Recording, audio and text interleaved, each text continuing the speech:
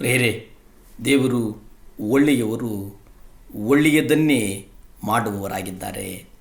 ನೀನು ದಯೆಯನ್ನು ತೋರಿಸು, ಕರುಣೆಯನ್ನು ಮತ್ತು ಕೃತಜ್ಞತೆಯನ್ನು ತೋರಿಸು. ದೇವರು ತನ್ನ ಕೃಪಾತಿಶಯ ವರಗಳಿಂದ ಉಚಿತವಾಗಿ ತೋರಿಸಿದಂಥದ್ದೇನಪ್ಪ ಅಂತಂದರೆ ಕ್ಷಮಾಪಣೆ. ಅದನ್ನು ಅತಿ ಆಶ್ಚರ್ಯದಿಂದ ನಾವು ಎಂದಿಗೂ ಕಳೆದುಕೊಳ್ಳಬಾರದು.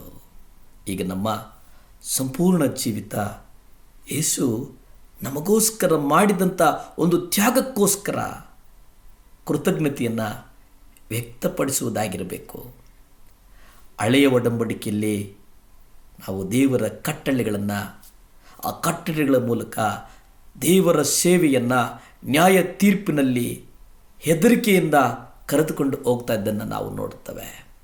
ಆದರೆ ಹೊಸ ಒಡಂಬಡಿಕೆಯಲ್ಲಿ ಕೃಪಾ ಕಾಲದಲ್ಲಿ ಕೃತಜ್ಞತೆಯ ಶಕ್ತಿಯಿಂದ ಸೇವೆ ಸಲ್ಲಿಸುವುದನ್ನು ನಾವು ಗಮನಿಸ್ತೇವೆ. ಪ್ರಿಯರೇ, ಮತ್ತಾಯ 18ನೇ ಅಧ್ಯಾಯ 23-25 ನೀವು ನೋಡುವುದಾದರೆ ಅಲ್ಲಿ ಯೇಸು ಒಬ್ಬ ಕರುಣೆ ಇರುವಂಥ ರಾಜನು ಕುರಿತಾಗಿ ನಾವು ನೋಡ್ತೇವೆ. ಅಲ್ಲಿ ಆ ಕರುಣೆ ಅನ್ನುವಂಥದ್ದು ಇದೆಯಲ್ಲ, ಆ ಕರುಣೆ ಮತ್ತು ಕ್ಷಮಾಪಣೆ, ಕರುಣೆ, ಕ್ಷಮಾಪಣೆ, ಕೃತಜ್ಞತೆ, ಇವು ಒಂದು ಮುಖ್ಯವಾಗಿ ನಾವು ಅರಿಯಲೇಬೇಕಾದಂಥದ್ದನ್ನು ನಾವು ನೋಡ್ತೇವೆ. ಯಾಕೆಂದರೆ ನಾವು ಕ್ರಿಸ್ತ ವಿಶ್ವಾಸಿಗಳು, ನಾವು ದೇವರನ್ನು ಅತ್ಯಂತ ಹೆಚ್ಚಾಗಿ ಪ್ರೀತಿ ಮಾಡುವವರು, ದೇವರನ್ನು ನಾವು ಅತ್ಯಂತ ಹೆಚ್ಚಾಗಿ ಆಲಿಂಗನ ಮಾಡುವಂಥವರು. ನಾವು ಮೇಲುನೋಟಕ್ಕೆ ಮಾತ್ರ ಹೊರಗಡೆ ಇವರನ್ನು ಹೆಚ್ಚಾಗಿ ಪ್ರೀತಿಸುವಂತೆ ನಟಿಸ್ತೇವೆ. ಆದರೆ ಅದಲ್ಲ, ನಾವು ನಮ್ಮ ಹೃದಯದ ಅಂತರಾಳದಿಂದ ಜನರನ್ನು ಪ್ರೀತಿಸಬೇಕಾಗಿದೆ. ಹಾಗೆ ನಾವು ಪ್ರೀತಿಸಿದಾಗ ಕಲಿತೇವೆ ಮತ್ತು ಹಿಂಬಾಲಿಸ್ತೇವೆ. ಮಾರ್ಕ್ ಪತ್ರಿಕೆ 1ನೇ ಅಧ್ಯಾಯ 16-17 ನೀವು ನೋಡಿ. ಈಗಿರುವಲ್ಲಿ ಆತನು ಗಲಿಲಾಯ ಸಮುದ್ರದ ಬಳಿಯಲ್ಲಿ ಹೋಗುತ್ತಿರುವಾಗ ಸೀಮೋನನ ತಮ್ಮನಾದ ಆಂದ್ರೆಯನು ಸಮುದ್ರದಲ್ಲಿ ಬಲೆ ಬೀಸುವುದನ್ನು ಕಂಡನು. ಅವರು ಬೆಸ್ತರು.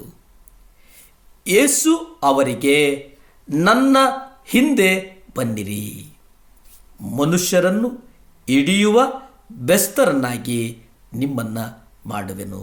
ಇಲ್ಲಿ ಗಮನಿಸಿ, ಇಲ್ಲಿ 2 ಥರದ ವಿಚಾರಗಳು.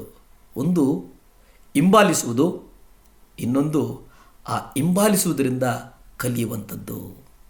ಅಲ್ಲಿ ಆ ಕಾಲಘಟ್ಟದಲ್ಲಿ ನಾವು ನೋಡುವುದಾದರೆ ಬಹುಶಃ ಒಂದು ವೇಳೆ ಆ ಗಲಿಲಿಯಾದ ತೀರದಲ್ಲಿ 100 ಬೆಸ್ತರಿದ್ದರು. ಆದರೆ ಯೇಸು ಅಲ್ಲಿದ್ದಂಥ 100 ಬೆಸ್ತರನ್ನು ಕರೆಯಲಿಲ್ಲ. ಇದು ಗಮನಿಸಿ, ಆತನು ಕರೆದದ್ದು 4 ಬೆಸ್ತರಾದಂಥ ಪೇತ್ರ, ಆಂದ್ರೇಯ, ಯಾಕೋಬ, ಯೋಹಾನ್. ಇಲ್ಲಿ ಗಮನಿಸಬೇಕು ನಾವು. ಯಾಕೆ ಅಂದರೆ ಅಲ್ಲಿ ಮೀನು ಹಿಡಿಯುವರ ಬಳಿ 4 ಜನ ಮಾತ್ರ ಇದ್ರ? ಎಷ್ಟು ಜನ ಇದ್ದರು? 100 ಜನ ಇದ್ದರು. ಆದರೆ ದೇವರು ಕರೆದಿದ್ದು ಪೇತ್ರನನ್ನು, ಆಂದ್ರೇಯನನ್ನು, ಯಾಕೋಬನನ್ನು, ಯೋಹಾನರನ್ನು. ಇಲ್ಲಿ ನಾವು ಗಮನಿಸೋದೇನಪ್ಪ ಅಂತಂದರೆ, ನಾವು ಕ್ರಿಸ್ತನಿಗಾಗಿ ಸಾಕ್ಷಿಯಾಗಿರುವುದಕ್ಕೆ ಕರೆಯಲ್ಪಟ್ಟಿದ್ದೇವೆ. ಭೂಮಿ ಆಕಾಶಗಳನ್ನು ಉಂಟು ಮಾಡಿದಂಥ ಸರ್ವಶಕ್ತನಾದಂಥ ದೇವರ ಸ್ತೋತ್ರಪ್ಪ. ದೇವರೇ, ನಿಮ್ಮ ರಕ್ತದಿಂದ ನಮ್ಮನ್ನು ಕರೆಯೋದಕ್ಕಾಗಿ ಸ್ತೋತ್ರ ಸ್ವಾಮಿ.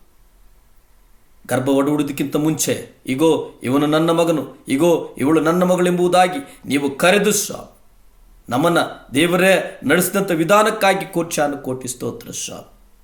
ಯಾರ್ಯಾರು ರಕ್ಷಣಾ ಮಾರ್ಗಕ್ಕೆ ಬಂದಿಲ್ವೋ, ಯಾರ್ಯಾರು ಈ ವಾಕ್ಯ ಭಾಗವನ್ನು ನೋಡ್ತಾ ಇದ್ದಾರೆ ದೇವರೇ, ಅವರ ಹೃದಯಗಳಲ್ಲಿ ನಿಮ್ಮ ರಕ್ತ ಚೆಲ್ಲಲ್ಪಡಲಿ. ಯೇಸುವೇ, ನಿಮ್ಮ ನಾಮದಲ್ಲಿ ಬೇಡ್ತಾ ಇದ್ದೇನೆ ಸ್ವಾಮಿ, ಅವರೆಲ್ಲರೂ ರಕ್ಷಣಾ ಮಾರ್ಗಕ್ಕೆ ಬರಲಿ ಸ್ವಾಮಿ. ಸ್ತುತಿ, ಘನ, ಮಾನ, ಮಹಿಮೆ ನಿಮ್ಮೊಬ್ಬರಿಗೆ ಸಲ್ಲಿ ತಂದೆ. ಆಮೇನ್, ಆಮೇನ್.